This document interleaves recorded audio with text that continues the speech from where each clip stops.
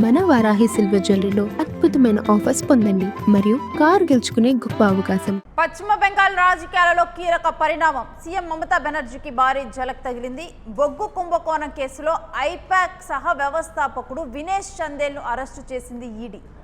తృణమూల్ కాంగ్రెస్ పార్టీకి వ్యూహకర్తగా వినేష్ చందేల్ ఉన్నారు. ఇక బొగ్గు స్మగ్లింగ్ ద్వారా వచ్చిన అక్రమ సొమ్మును వివిధ మార్గాల ద్వారా మళ్లించారనే ఆరోపణలు వెల్లువెత్తాయి.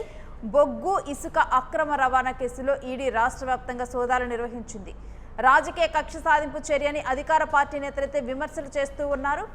ఇక ఐపాక్ బృందం మీద గత కొన్ని రోజుల క్రితమే మొత్తం కూడా ఈడీ అధికారులు అయితే సోదాలు నిర్వహించడం జరిగింది. ఆయా శాఖల్లో కూడా సోదాలు నిర్వహించినప్పుడు కూడా వివిధ ప్రాంతాల నుంచి డబ్బు తీసుకొని వచ్చి అవన్నీ కూడా ఖర్చు చేశారు ఎలక్షన్స్లో అంటూ కూడా అప్పుడు ఆరోపణలు రావటం జరిగింది. అయితే ఇప్పుడు బొగ్గు కుంభకోణం కేసులో మొత్తం కూడా ఆ డబ్బునంతా కూడా తీసుకొని వచ్చి పార్టీ వ్యూహకర్తగా ఉన్నటువంటి వినేష్ చందేల్ బొగ్గు స్మగ్లింగ్ ద్వారా వచ్చినటువంటి అక్రమ సొమ్ముని వివిధ మార్గాల ద్వారా మళ్లించారని కూడా ఇప్పుడు తాను ఆరోపణలు ఎదుర్కొంటూ ఉన్నారు. దీని మీద కూడా ఈడీ అరెస్టు చేయడం జరిగింది. దీనికి సంబంధించినటువంటి డీటెయిల్స్ మా ప్రతినిధి కిరణ్ అడిగి తెలుసుకుందాం. ఎస్ కిరణ్, ఈ బొగ్గు కుంభకోణం అంశం మీద ఐపాక్ సహ వ్యవస్థాపకుని అరెస్టు చేయడం గురించిన డీటెయిల్స్ ఏంటి? నేను పశ్చిమ బెంగాల్లో కీలక పరిణామం చోటు చేస్తుంది. ఎన్నికలకు ముందు ఎన్నికలు గత కొద్ది రోజుల్లోనే ఎన్నికలు జరుగుతున్నాయి. ఈ నెల 23న మొదటి విడత, 29వ తేదీన రెండో విడత ఎన్నికలు జరగనున్నాయి పశ్చిమ బెంగాల్లో. ఎన్నికలకు ముందు మమతా బెనర్జీకి భారీ స్థాయిలో ఎదురు దెబ్బ తగిలిందని చెప్పొచ్చు. ఐపాక్ సహ వ్యవస్థాపకుడు వినీల్ చందల్ను ఈడీ అరెస్ట్ చేసింది. ఏదైతే బొగ్గు కుంభకోణంలో కీలక ఆరోపణలు ఎదుర్కొంటున్న ఐపాక్ సహ వ్యవస్థాపకుడు వినీల్ చందన్ అరెస్ట్ చేశారు. అయితే వినీల్ చందన్ ను మరికొద్దిసేపట్లో కోర్టులో ప్రవేశపెట్టుతున్నారు. అయితే ఈడీ కస్టడీకి కోరే అవకాశం ఉంది. ఎందుకంటే ఇక్కడ ప్రధానంగా బొగ్గు స్మగ్లింగ్ ద్వారా వచ్చిన అక్రమ సొమ్మును వివిధ మార్గాల ద్వారా మళ్లించారనే ఆరోపణలు ఎదుర్కొంటున్నారు. ఒక బొగ్గే కాదు, బొగ్గు ఇసుక అక్రమ రవాణా కేసుల్లో ఈడీ గత కొద్ది రోజులుగా వెస్ట్ బెంగాల్లో సోదాలు నిర్వహిస్తుంది. ఈ సోదాల్లో కీలక పరిణామాలు చోటు చేస్తున్నాయి. ఏకంగా ఐపాక్ కార్యాలయంలో కూడా ఈడీ అధికారులు సోదాలు చేశారు. ఐపాక్ సంబంధించిన కీలక సభ్యులను విచారించారు. అయితే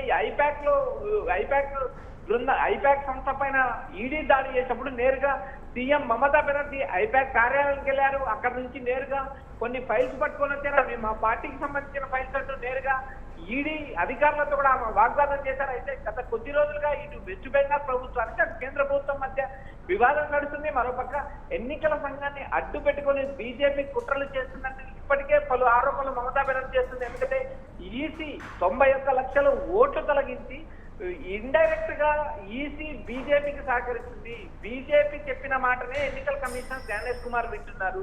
ఈ నేపథ్యంలో భాగంగా పశ్చిమ బెంగాల్ ప్రజలను భయభ్రాంతులకు గురి చేయడానికి మాత్రమే ఈడీ దాడులు చేస్తుంది. ఐపాక్ సహ వ్యవస్థాపకుడు వినీల్ చందన్ అరెస్ట్ చేయడం అక్రమంటూ టీఎంసీ నాయకులు ఇప్పటికే ఆందోళన వ్యక్తం చేస్తున్నారు. ఏదైతే గత కొన్ని ఏళ్లుగా బొగ్గు ఇసుక అక్రమ రవాణా జరిగింది. వీటి ద్వారా కొంత నిధులు ఐపాక్ సంస్థకు మళ్లించారు.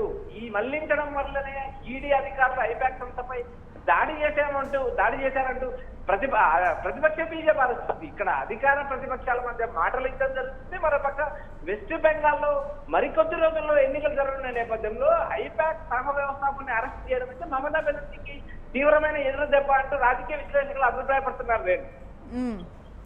ఇక ప్రధానంగా కూడా వచ్చిన ఆరోపణలు కనుక మనం చూసుకుంటే కనుక అంటే ఆ వచ్చిన నిధుల్ని ఎటు మళ్లించారని చెప్పి కూడా ఆరోపణలు వినిపిస్తున్నాయి. కిరణ్,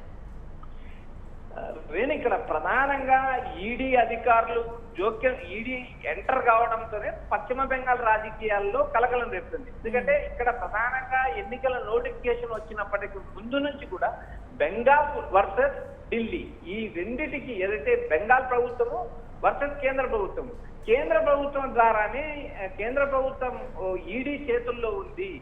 ఈడీ కేంద్రం చెప్పినట్టే వింటుంది.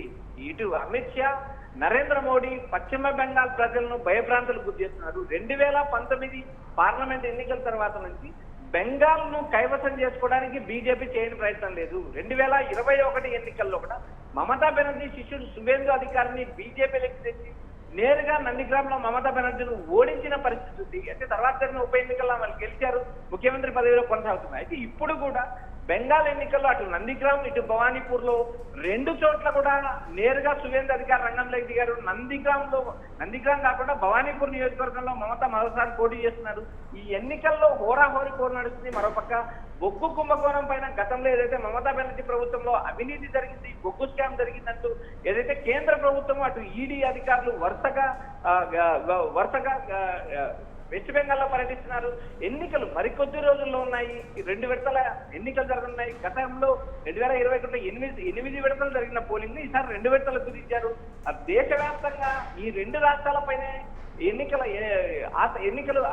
ఎలా జరుగుతాయని ఆసక్తిగా ఎదుర్కొంటున్నారు. ఒకటి తమిళనాడు, 2 వెస్ట్ బెంగాల్. ఈ 2 రాష్ట్రాల ఎన్నికలు మిగిలి ఉన్నాయి. ఇప్పటికే అసోం, కేరళ, పుదుచ్చేరి, కేంద్రపాలితం పుదుచ్చేరి కూడా ఎన్నికలు ముగిశాయి. మే 4న ఫలితాలు వెళ్తున్నాయి. ఇలాంటి నేపథ్యంలో ఏదైతే బొగ్గు కుంభకోణంలో వినీల్ చందన్ అరెస్ట్ చేయడం ఇటు మమతా బెనర్జీకి ఎదురు దెబ్బ అని స్పష్టంగా చెప్పొచ్చు. మరోపక్క ఎన్నికల్లో ఏదైతే అవినీతి వ్యవహారాలు అటు బీజేపీ మేనిఫెస్టో ఇటు మమతా బెనర్జీ సంక్షేమ మేనిఫెస్టో ఎవరి వైపు విజయం వరిస్తుందా అనేది మనం మే 4 వరకు వేచి చూడాలి.